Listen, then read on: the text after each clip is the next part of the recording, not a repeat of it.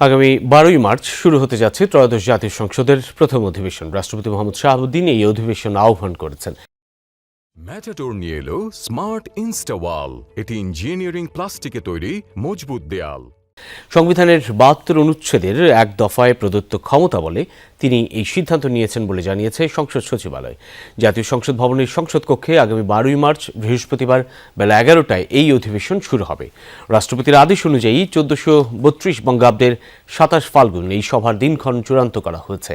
নবনির্বাচিত সংসদ সদস্যদের উপস্থিতিতে এটিই হবে ত্রয়োদশ সংসদের প্রথম আনুষ্ঠানিক যাত্রা। সংসদ সচিবালয় থেকে জানানো হয়েছে, অধিবেশন শুরুর যাবতীয় প্রস্তুতি ইতিমধ্যেই সম্পন্ন করা হয়েছে। ঢাকার শেরেবাংলা নগরে অবস্থিত সংসদ ভবনে এই ঐতিহাসিক অধিবেশন ঘিরে নিরাপত্তা ব্যবস্থা জোরদার করা হয়েছে। রাষ্ট্রপতির সাংবিধানিক ক্ষমতা বলে প্রথম অধিবেশনটি বসতে যাচ্ছে।